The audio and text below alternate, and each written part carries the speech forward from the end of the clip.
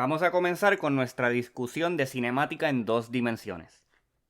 Este video y los que vienen después dan por sentado que ya han estudiado los conceptos de la cinemática en una dimensión. Así que en particular estoy suponiendo que ya han trabajado problemas en donde analizan el movimiento de un objeto que se está moviendo en una sola dimensión, en una sola línea recta, en términos de posición, velocidad y aceleración. Bien, pues aquí vamos a extender esa misma serie de conceptos para analizar el movimiento de objetos que se pueden mover no solamente en una dimensión, sino en dos dimensiones. Es decir, además del movimiento que pueden tener de izquierda a derecha en la dimensión de X, también pueden tener un movimiento hacia arriba o hacia abajo en el eje de Y. Y por lo tanto, en general, se pueden mover en cualquier lugar en este plano. Se pueden mover de una forma diagonal. Se pueden mover de esta forma. Se pueden mover de esta forma, ¿verdad? Cualquier movimiento dentro de ese plano. E incluso, no solamente van a tener movimientos lineales dentro de este plano, sino también podemos ver objetos que se mueven en cualquier curva dentro del plano, es decir, se pueden mover en una trayectoria parabólica. Y vamos a ver ejemplos de esa índole. O se pueden mover en una trayectoria, digamos, sinusoidal. ¿Verdad? Todo movimiento que se pueda expresar en un plano va a estar cubierto bajo las técnicas que vamos a estudiar en esta sección de cinemática en dos dimensiones. Vamos a comenzar con la función de posición de un objeto en dos dimensiones.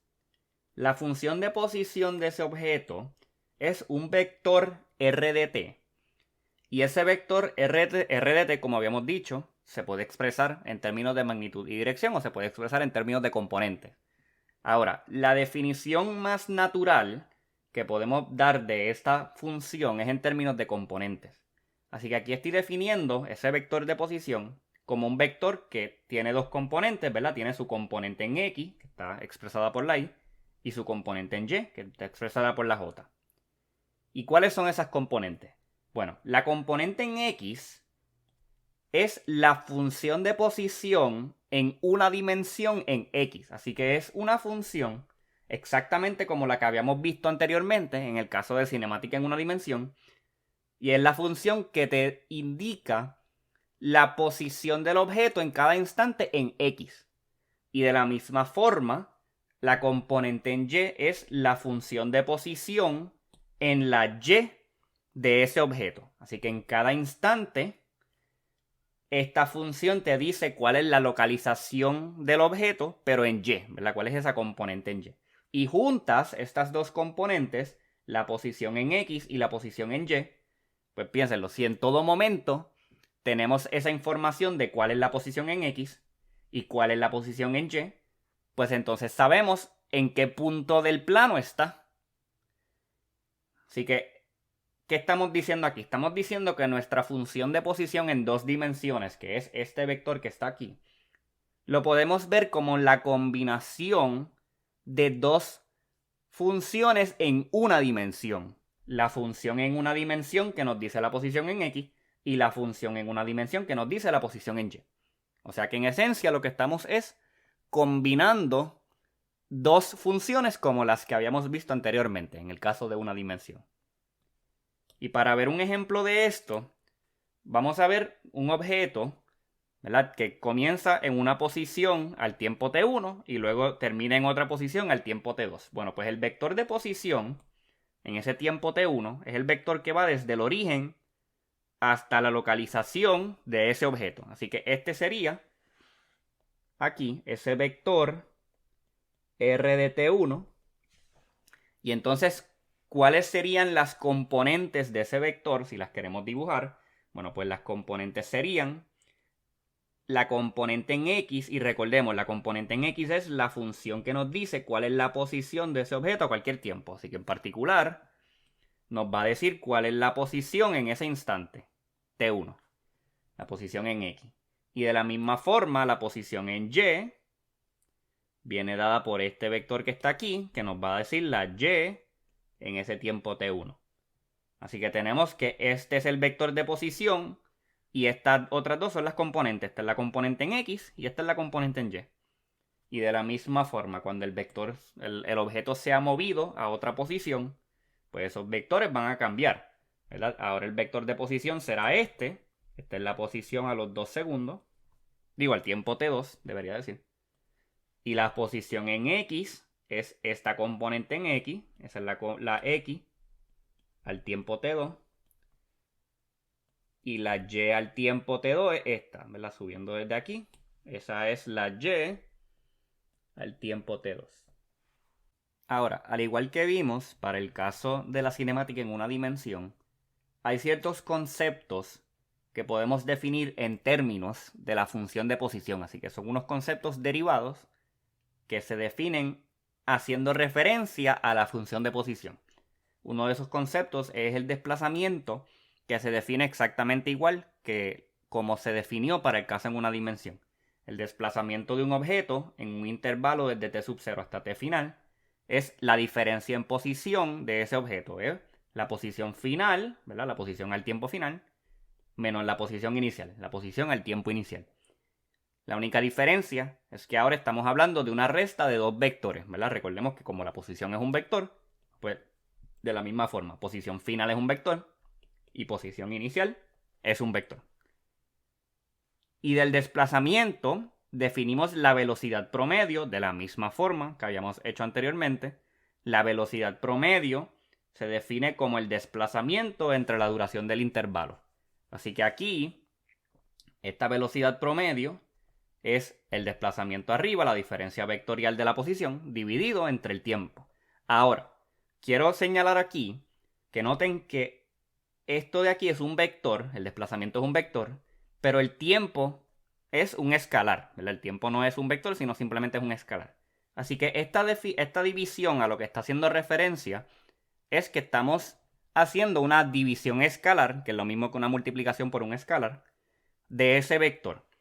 Es decir, si delta R tiene su delta R en X, su componente en X, y delta RY, su componente en Y, pues cuando hagamos la división con delta T, eso lo que hace es que divide cada componente por delta T, ¿verdad? Porque así era que se efectuaban las divisiones escalares, simplemente cada componente se divide por ese número. Y así es como se obtendría la velocidad promedio. También podemos definir la distancia del origen, y la distancia del origen no es más que la magnitud de la posición, ¿verdad? Recordemos que la magnitud de cualquier vector es la raíz cuadrada de su componente en x al cuadrado más su componente en y al cuadrado. Bien, pues aquí tenemos la componente en x al cuadrado más la componente en y al cuadrado de la posición. Y lo que nos está diciendo esto es, en un instante particular, cuán lejos está el objeto del origen que se ha escogido. Y por último, tenemos la función de distancia recorrida. Esta función, aplicarla en general es medio complicado, pero pues aquí está la definición, si se tuviese que utilizar. Recuerden que la distancia recorrida es más difícil de calcular que la velocidad promedio, que el desplazamiento o que la distancia del origen, al ser una función que depende de la trayectoria, ¿verdad? En el caso del desplazamiento, era más fácil de calcular porque no depende de cómo tú llegaste desde tu posición inicial a tu posición final, solamente importa cuáles son esa posición inicial y la posición final. Pero la distancia recorrida no, ¿verdad? La distancia recorrida, pues toma en cuenta toda la distancia en la trayectoria que ha tenido ese objeto en su movimiento. Bien, pues la definición es la integral desde 0 hasta t de la magnitud de la función de velocidad. Así que más adelante estaremos definiendo la función de velocidad, pero dada la función de velocidad podemos definir la función de distancia como la integral de su magnitud. Así que aquí en particular tendríamos la integral desde 0 hasta t de la raíz cuadrada de la velocidad en x al cuadrado más la velocidad en y al cuadrado, ¿verdad? De esas componentes. Vamos ahora con la función de velocidad. La función de velocidad, al igual que la función de posición, es un vector. Tenemos nuestro vector de velocidad ahora. Y lo definimos de una forma muy similar.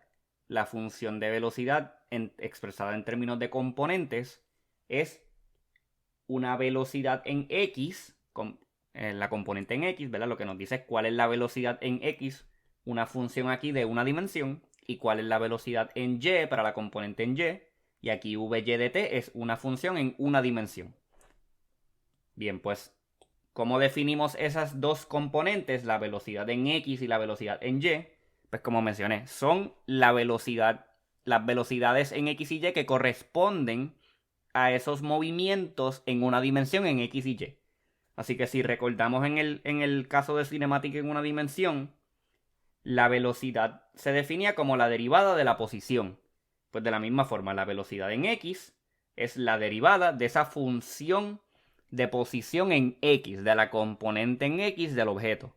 Y de la misma forma, la velocidad en Y es la derivada de la componente en Y de la posición. Bien, pues en este caso tenemos dos conceptos derivados que podemos definir en términos de la velocidad. Una es la aceleración promedio, que habíamos visto anteriormente. La aceleración promedio se definía como el cambio en velocidad entre la duración del intervalo, ¿verdad? La aceleración promedio en un intervalo. Pues lo mismo.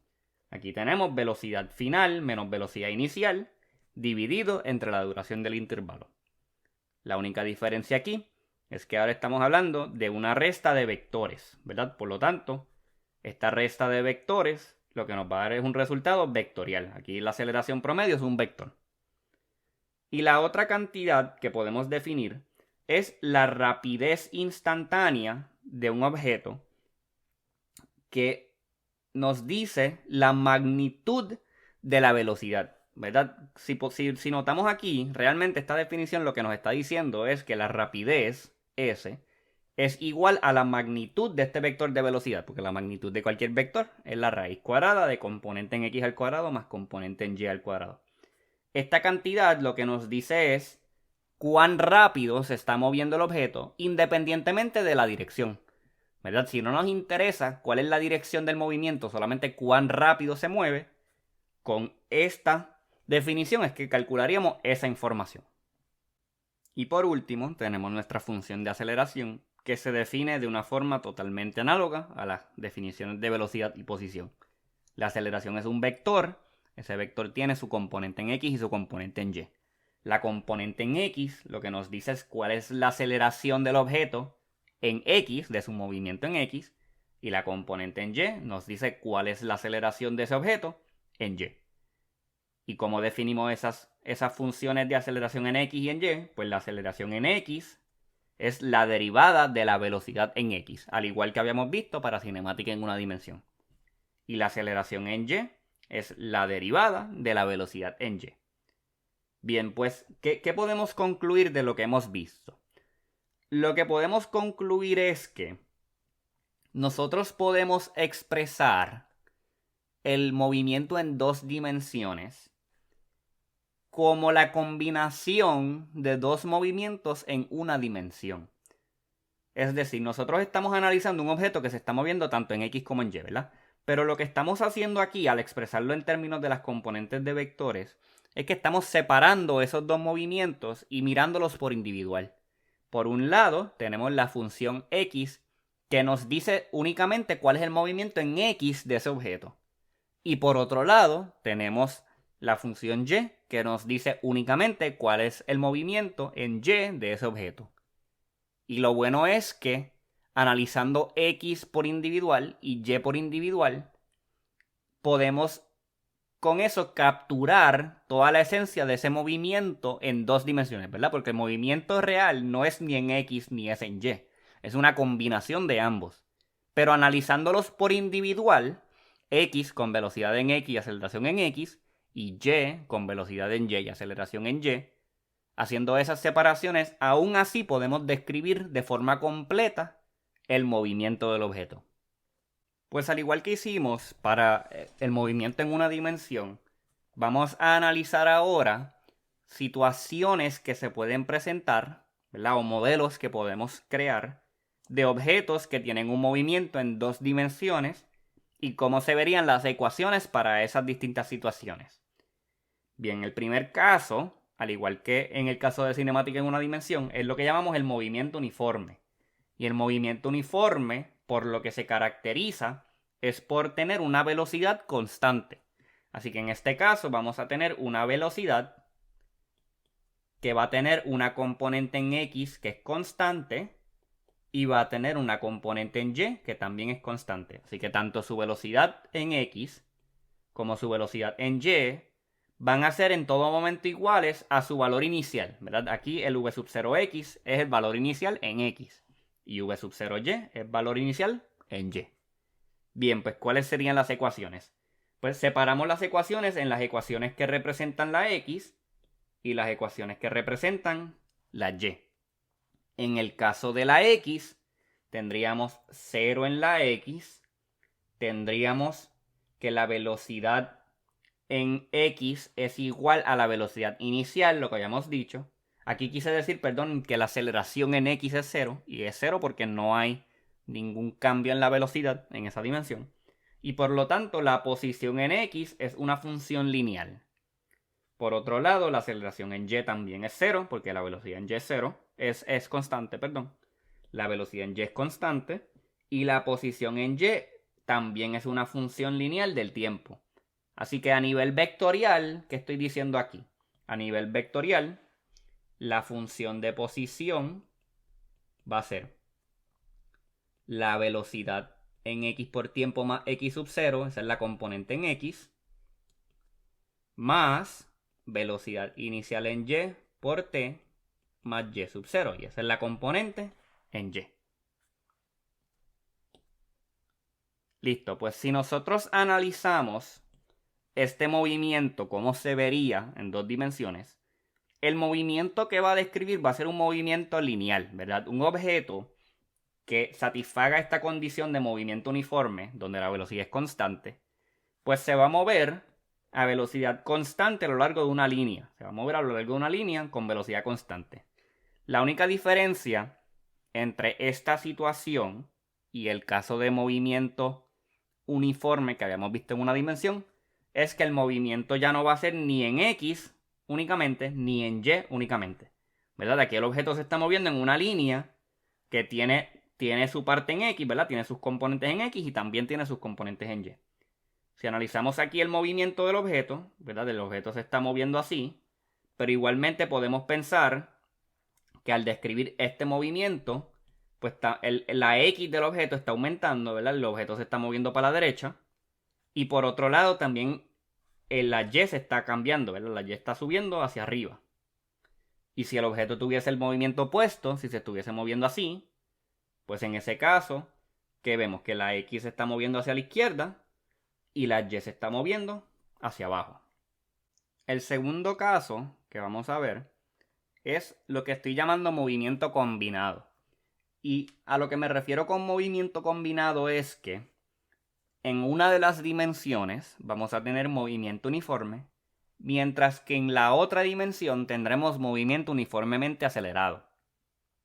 Así que miren a ver aquí. Aquí, las ecuaciones que describen el movimiento en X, la posición en X del objeto, son las ecuaciones de movimiento uniforme, ¿verdad? Tenemos aceleración igual a 0, velocidad en X constante y la posición lineal. Son las mismas ecuaciones que en el caso anterior.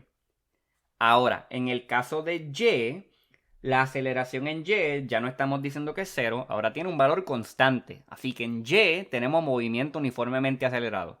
Y eso significa que la velocidad en Y va a ser una función lineal del tiempo y la posición va a ser una función cuadrática, ¿verdad? Al igual que vimos en el caso de movimiento en una dimensión. Bien, pues, ¿cómo expresaríamos los vectores en este caso? Bueno, la posición tiene una componente en X, que es una función lineal, pero tiene la componente en Y, que es una función cuadrática.